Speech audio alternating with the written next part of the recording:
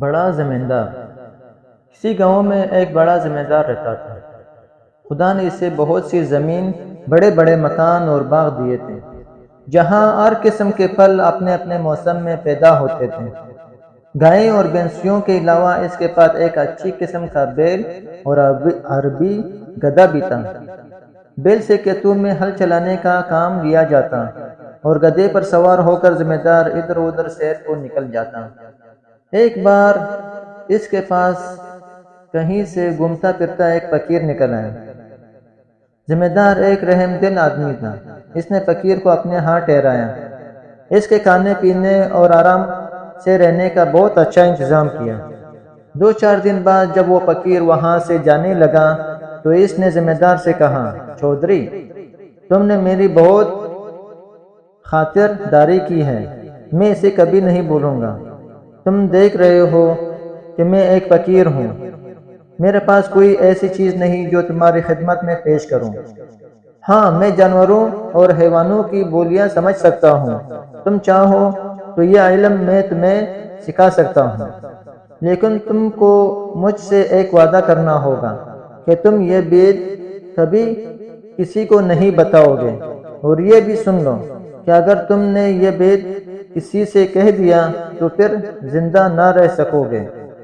چودھری نے کہا، بابا، میں تم سے وعدہ کرتا ہوں کہ میں یہ بید کبھی کسی کو نہیں بتاؤں گا اور تمہارا یہ احسان عمر بھر یاد رکھوں گا۔ خیر، فقیر نے اسے جانوروں اور حیوانوں کی باتیں سمجھنے کا عمل سکھا دیا اور چلا گیا۔ زمیندار کے پاس جو بیل تھا وہ بیچارہ صبح سے پچھلے پیر تک ہل میں جتا رہتا۔ شام کو جب وہ گھر آتا تو اس کے کھانے کے لیے بھوسا ڈال دیا جاتا، لیکن گدھے کو سبز گھاس اور چنے کا دانہ کھانے کو ملتا۔ غریب بیل یہ سب کچھ دیکھتا اور چپ رہتا۔ وقت اسی طرح گزر رہا تھا۔ ایک دن جب بیل کھیتوں سے واپس آتے ہوئے گدھے کے پاس سے گزرا تو گدھے نے اسے لنگڑاتے ہوئے دیکھ کر پوچھا، بھائی، آج تم لنگڑا لنگڑا کر کیوں چل رہے ہو؟ بیل نے جواب دیا، گدھے بھائی، آج مجھے بہت کام کرنا پڑا۔ میں جب تک جاتا تھا تو نوکر میرے پیٹ اور ٹانگوں پر زور زور سے لاٹیاں مارتا، میری ٹانگ میں چوٹ لگ گئی ہے۔ خیر، اپنی اپنی قسمت ہے۔ گدھا چپ رہا اور بیل اپنے تان کی طرف چلا گیا جہاں بیل بندھا کرتا تھا۔ وہاں زمیندار کو اپنے نوکر کے لیے گھر بنوانا تھا۔ کچھ دنوں کے بعد زمیندار نے بیل کے لیے بھی گدھے کے پاس ہی کھرلی بنوا دی۔ جب دونوں کو وقت ملتا ایک دوسرے سے باتیں بھی کر لیتے ہیں۔ ایک روز بیل کو اداس اور خاموش دیکھ کر گدھے نے اس سے پوچھا، بیل بھائی، کیا بات ہے؟ آج تم چپ چپ کیوں ہو؟ کوئی بات ہی کرو۔ بیل نے کہا، گدھے بھائی، کیا بات کروں، آج پھر بڑی لاٹیاں پڑی ہیں۔ گدھا کہنے لگا، بیل بھائی، سچ جانو، تمہاری جو درگت بنتی ہے وہ دیکھ کر مجھے بہت دکھ ہوتا ہے، لیکن مجھے افسوس ہے کہ میں تمہارا دکھ بانٹ نہیں سکتا۔ بیل بولا، گدھے بھائی، تم نے سچ کہا، دکھ تو کوئی کسی کا نہیں بانٹ سکتا، لیکن تم کچھ مشورہ تو دو کہ اس مصیبت سے میری جان کیسے چھوٹے، اور نہیں تو 2-4 دن ہی آرام کر لوں۔ گدھے نے کہا، ایک ترکیب میری سمجھ میں آئی ہے، اس پر عمل کرو گے تو 5-7 روز کے لیے تو بچ جاؤ گے۔ کہو تو بتاؤ۔ بیل بولا، نیکی اور پوچھ بتاؤ، کیا ترکیب ہے؟ گدھے نے بتایا، تم یہ کرو کہ جب ہل والا تمہیں ہل میں جوتنے کے لیے لینے آئے تو تم آنکھیں بند کر کے کھڑے ہو جانا، وہ تمہیں کھینچے تو تم 2 قدم چلنا اور ٹھہر کر گردن ڈال دینا۔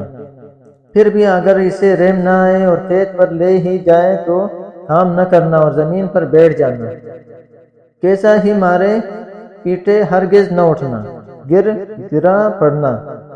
پڑنا، پھر وہ تمہیں گھر لے آئیں گا۔ گھر لا کر تمہارے آگے چارہ ڈالے تو کھانا تو ایک طرف رہا، تم اسے سونگھنا تک نہیں۔ گھاس دانا نہ کھانے سے کم زوری تو ضرور آ جائے گی، مگر کچھ دن آرام بھی مل جائے گا۔ کیونکہ بیمار جانور سے کوئی محنت نہیں لیا جاتا۔ لو، یہ مجھے ایک ترکیب سوچی تھی، تمہیں بتا دی۔ اب تم کو اس پر عمل کرنے یا نہ کرنے کا اختیار ہے۔ اتفاق سے ذمہ دار جو اس وقت ان کے پاس سے گزرا تو اس نے ان دونوں کی باتیں سن لی اور مسکراتا ہوا ادھر سے گزر گیا۔ چارے بوسے کا وقت آ گیا تھا۔ نوکر نے گدھے کے منہ پر دانے کا تو بڑا چڑھایا اور بیل کے آگے بھی چارہ رکھ دیا۔ بیل دو ایک منہ مار کر رہ گئے۔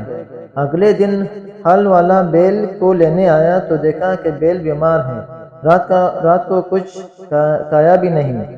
نوکر دوڑا ہوا مالک کے پاس گیا اور کہنے لگا، نہ جانے رات بیل کو کیا ہوا، نہ کھاتا ہے نہ پیتا ہے، اور آج مجھے پورے کھیت میں ہل چلانا ہے، کہوں تو باغ میں سے دوسرا بیل لے آؤں۔ ذمہ دار نے بیل اور گدھے کی باتیں تو سن ہی لی تھی، دل میں بہت ہنسا کہ گدھے نے خوب سبق پڑھایا ہے۔ ذمہ دار ہل والے سے بولا، اچھا جاتا کہاں ہے؟ دوسرا بیل لانے کی کیا ضرورت ہے، گدھے کو لے جاؤ، ہل میں لگا کر کام نکالو۔ گدھے پر مصیبت آ گئی۔ پہلے تو دن بھر تان پر کھڑے کھڑے گھاس کھایا کرتا تھا، اب جو صبح سے ہل میں جتا تو شام تک سانس لینے کی مہلت نہ ملی۔ دم بھی مڑ گئی، ڈنڈے بھی پڑے۔ سورج ڈوبنے کے بعد جب گدھا لوٹ کر اپنے تان پر آیا تو بیل نے اس کا بہت شکریہ ادا کیا اور کہنے لگا، بھیا تمہاری مہربانی سے آج مجھ کو ایسا سکھ ملا کہ ساری عمر کبھی نہیں ملا، خدا تم کو خوش رکھے۔ گدھا کچھ نہ بولا، وہ اس سوچ میں تھا کہ اگر 2-4 دن میں یہی حال رہا تو میری جان ہی چلی جائے گی۔ اچھی نیکی کی کہ اپنے کو مصیبت میں پھنسا دیا۔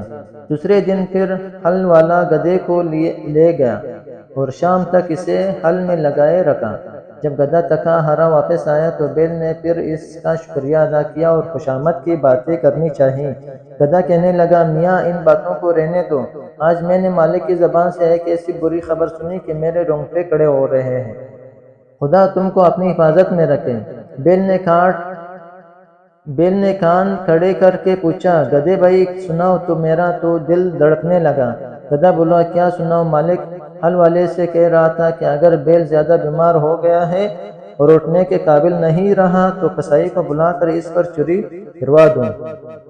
بیل کسائی کے نام سے کام پھوٹا اور کہنے لگا، پھر تم کیا مشورہ دیتے ہو؟ گدھا بولا، میں تو ہر حال میں تمہاری بھلائی چاہتا ہوں، اب میرا یہ مشورہ ہے کہ تم کھڑے ہو جاؤ، چارہ بھوسا کھانے لگو اور صبح کو جب ہل والا آئے تو خوشی خوشی اس کے ساتھ جا کر ہل میں جت جاؤ۔ یہ باتیں بھی ذمہ دار چھپا ہوا سن رہا ہے اور دونوں کی باتوں پر اسے دل ہی دل میں ہنسی آ رہی تھی۔ جان جانے کے ڈر سے بیل نے پھر گدھے کے مشورے پر عمل کیا، چارے کی ساری نان صاف کر دی اور کلیلے کرنے لگا۔ صبح ہوئی تو ذمہ دار اپنی بیوی کو ساتھ لیے بیل کے تان پر پہنچا۔ بیل نے جو اپنے مالک کو دیکھا تو اچلنا شروع کر دیا۔ اتنے میں ہل والا بھی آ گیا۔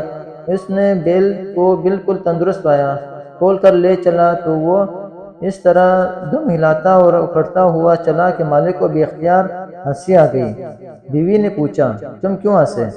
ہنسی کی تو کوئی بات نہیں، ذمہ دار نے جواب دیا، ایسی ہی ایک بیت کی بات ہے جو میں نے سنی اور دیکھی جس پر میں ہنس پڑا۔ بیوی بولی، مجھے بھی وہ بات بتاؤ۔ ذمہ دار نے کہا، وہ بتانے کی بات نہیں ہے، اگر بتا دوں گا تو مر جاؤں گا۔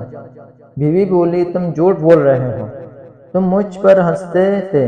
ذمہ دار نے بہت سمجھایا کہ نیک بخت، تجھ پر میں کیوں ہنسوں، تجھ کو تو وہم ہو گیا ہے، اگر مرنے کا ڈر نہ ہوتا تو ضرور بتا دیتا، مگر وہ کب ماننے والی تھی۔ بولی، چاہو مرو یا جیو، میں پوچھ کر ہی رہوں گی۔ جب بیوی کسی طرح نہیں مانی تو ذمہ دار نے سارے پڑوسیوں کو جمع کیا اور سارا قصہ سنایا کہ میری بیوی ایک ایسی بات کے لیے ضد کر رہی ہے جسے ظاہر کرنے کے بعد میں مر جاؤں گا۔ لوگوں اس کی بیوی کو بہت سمجھایا اور جب وہ نہ مانی تو اپنے گھر چلے گئے۔ ذمہ دار لاچار ہو کر وضو کرنے چلا گیا کہ بیت کھلنے سے پہلے 2 نفل پڑے۔ ذمہ دار کے ہاں ایک مرغا اور 50 مرغیاں پلی ہوئی تھی اور ایک کتا بھی تھا۔ ذمہ دار نے جاتے جاتے سنا کہ کتا مرغے پر بہت غصے ہو رہا ہے کہ کمبخت تو کہاں مرغیوں کے ساتھ ساتھ بھاگا چلا جاتا ہے، ہمارے تو آقا کی جان جانے والی ہے۔ مرغ نے پوچھا کیوں بھائی، اس پر ایسی کیا آفت آ پڑی جو اچانک مرنے کو تیار ہو گیا؟ کتے نے ساری کہانی مرغے کو سنا دی۔ مرغے نے جو یہ قصہ سنا تو بہت ہنسا اور کہنے لگا ہمارا مالک بھی عجیب بیوقوف آدمی ہے، بیوی سے ایسا دبنا بھی کیا کہ مر جائے، اور اس کی بات نہ ٹلے مجھے دیکھو، مجال ہے جو کوئی مرغی میرے سامنے سر اٹھائے۔ مالک ایسا کیوں نہیں کرتا کہ گھر میں جو شہتوت کا درخت ہے اس کی 2-4 سیدھی ٹہنیاں توڑے اور اس زدن کو تہ خانے میں لے جا کر اسے ایسا پیٹے کہ وہ توبہ کر لے اور پھر کبھی ایسی حرکت نہ کرے۔ ذمہ دار نے مرغ کی یہ بات سن کر شہتوت کی ٹہنیاں توڑی اور انہیں تہ خانے میں چھپایا۔ بیوی بولی لو اب وضو بھی کر آئے، اب بتاؤ۔ ذمہ دار نے کہا ذرا تہ خانے چلو تاکہ میں تمہیں بید بھی کھولوں تو کوئی دوسرا جانے بھی نہیں اور وہی مر بھی جاؤں۔ بیوی نے کہا اچھا، اور آگے تہ خانے میں گھس گئی۔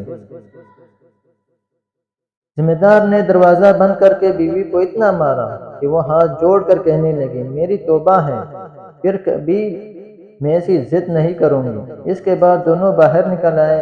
کنبے والے اور رشتہ دار جو پریشان تھے خوش ہو گئے اور میاں بیوی مرتے دم تک بڑے اطمینان کے ساتھ زندگی بسر کرنے لگے۔ اپنا خیال رکھیں اور ہمارے چینل کا بھی۔ اللہ حافظ۔